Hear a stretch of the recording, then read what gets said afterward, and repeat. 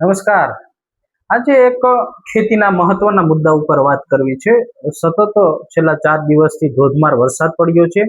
વરસાદ પડવાને કારણે ગ્રામીણ વિસ્તારની અંદર પૂર આવ્યા હતા અને ખેતરો તણાઈ ગયા હતા। ખેતરોની અંદર રહેલો પાક તણાઈ ગયો હતો, ખેતરના પાળા તણાઈ ગયા હતા।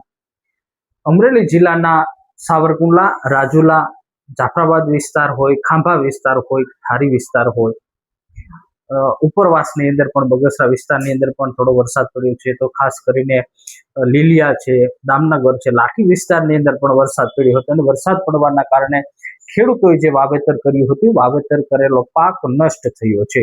હાલ ખેડૂતો છે માંગ કરી રહ્યા છે, સરકાર પાસે માંગ કરી રહ્યા છે કે અમને આની અંદર કઈ વળતર આપો। સરકાર જો આની અંદર તટસ્થ નિર્ણય લે અને વળતર આપે તો ખેડૂતો માટે આ ફાયદારૂપ થશે। આ ફાયદારૂપ થવાનું કારણ એ છે કે હવે જે વાવેતર કરવામાં આવશે એ શિયાળુ વાવેતર કરવામાં આવશે અને શિયાળુ વાવેતર સમયે આ ખેડૂતોને જે કાંઈ વળતર મળશે એ બિયારણ, દવા, ખાતર લાવવામાં ઉપયોગ થઈ શકશે। ખેડૂત હાલ કઠિન પરિસ્થિતિમાં છે। ધોધમાર વરસાદ પડ્યો છે અને ધોધમાર વરસાદ પડવાને કારણે કઠિન પરિસ્થિતિ છે કે વાવેતર ઉપર પાણી ફરી વળ્યું છે। આમ તો પાણી ફરી વળતું હોય છે, પણ આ વખતે વાવેતર ઉપર પાણી ફરી વળ્યું છે। ધોધમાર વરસાદ 12, 13 ઇંચ જેટલા વરસાદ પડી ગયા હતા। નદીઓ અને નાળા છલકાઈ ગયા હતા। ખોડિયાર ડેમ ધારી છે, જેના ઇતિહાસની અંદર 30 વર્ષનો જે ઇતિહાસ છે એમાં 30 વર્ષ પહેલા જે દરવાજા ખોલવામાં આવ્યા હતા, ત્યારબાદ 2026માં 5 તારીખના રોજ 30 વર્ષ પછી 9 દરવાજા છે એ 10 ફૂટ સુધી ખોલવામાં આવ્યા હતા।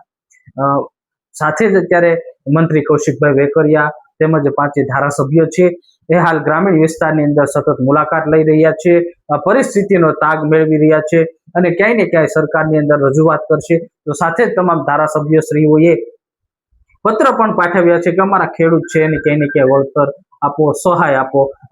ભાજપના પ્રમુખ છે અતુલભાઈ કાનાણી, તેઓએ પણ પત્ર પાઠવ્યો છે। જોયું અને જોવાનું એ રહ્યું છે કે હવે સરકાર આની અંદર શું પગલાં લે છે। જીતુભાઈ વાઘાણીએ પણ પ્રેસ કોન્ફરન્સના માધ્યમથી હવે ક્યારે કેવી જાહેરાત કરે છે એ જોઈશું। જીતુભાઈ વાઘાણીએ આ વિસ્તારની અંદર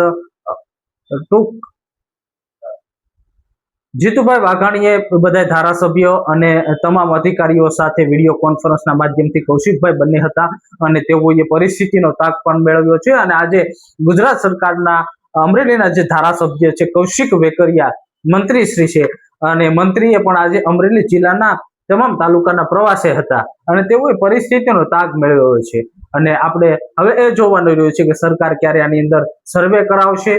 હું આપને અમારા વિડીયોના માધ્યમથી આપને અપીલ કરું છું, રાજ્ય સરકાર, કૃષિ મંત્રીને અપીલ કરું છું કે જે આ મારા ખેડૂત છે એને કાંઈ ને કાંઈ સહાય આપો।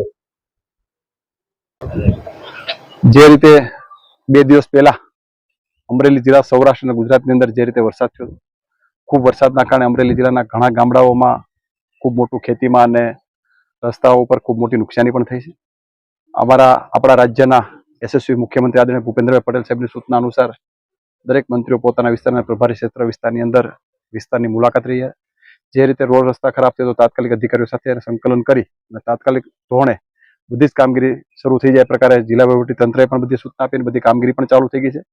અત્યારના રસ્તાઓ લગભગ ક્યાંય બંધ નથી રહ્યા પ્રકારે સરકાર દ્વારા, જિલ્લા વહીવટી તંત્ર દ્વારા અને ખાસ કરીને બધા અમારા ધારાસભ્યો પોતે દરેક વિસ્તારની અંદર જાગૃતતા સાથે લોકોને પડતી મુશ્કેલીમાં કઈ રીતે મદદરૂપ થઈ શકાય એ પ્રકારની સમગ્ર ચૂંટાયેલી પાકે ખૂબ સારી રીતે કામગીરી પણ કરી છે અને જે પણ નુકસાન ખેતીનું થયું છે કે અન્ય જે નુકસાન થયું છે એમનું સર્વે કરી અને તાત્કાલિક ધોરણે આપણા રાજ્યના મુખ્યમંત્રી સાહેબ આગળ રિપોર્ટ આપવામાં આવશે। અને ખાસ કરીને વિસ્તારના ધારાસભ્યને પણ અભિનંદન આપું છું, હીરાભાઈને અભિનંદન આપું છું કે પોતે જાગૃતતા સાથે પોતાના વિસ્તારના અંદર બધા જ ગામડાઓની પોતે મુલાકાત પણ લીધી છે। ખેતીમાં ક્યારે સર્વે થશે? અત્યારે રિપોર્ટ ખેતીવાડી અધિકારીને અહેવાલ આપવા માટેની સૂચના આપવામાં આવી છે।